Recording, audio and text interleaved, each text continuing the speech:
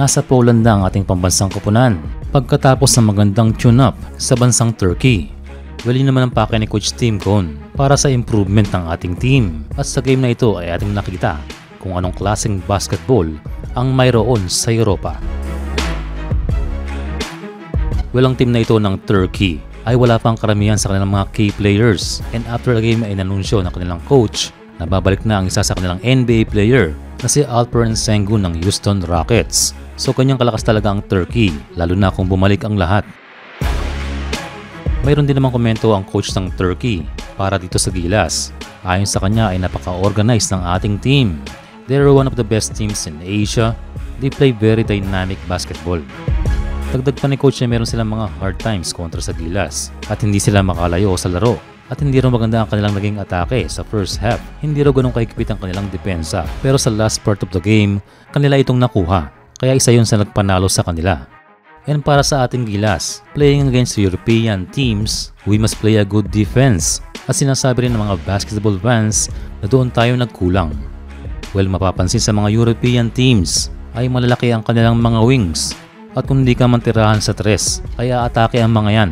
Mga player na at least 6'7" at mabibilis pa, kaya nandoon ang kanilang advantage.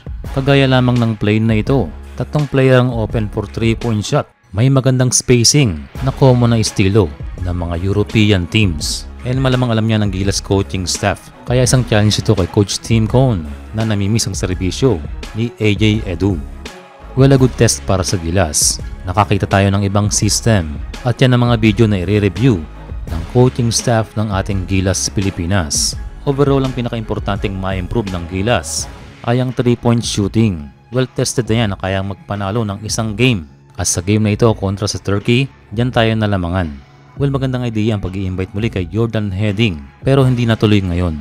Yes, everyone can shoot pero iba pa rin ang merong legit na role player na ang trabaho ay tumira sa tres. And para naman sa mga individual players natin, ating i-credit ang effort ni Kai Sotto. Kagaya ng play na ito na i-try to defend everyone at naging successful naman. At isa rin tong improvement sa kanyang laterals. Again sa European standard ay madami pang de-develop itong ating national team pagdating sa chemistry at mga plays. Sinabi man ng coach ng Turkey na isa tayo sa pinaka-the best sa Asia pero we must improve and compete to more European style of play. Pagdating natin sa next tune-up ay isa na namang hamon sa pagharap sa isa mismo na European team. Kung nasubukan tayo sa Turkey ay gayon din sa Poland na number 15 sa FIBA rankings. At ang lahat lang ito patungong OQT ay malaking tulong sa future ng Gilas.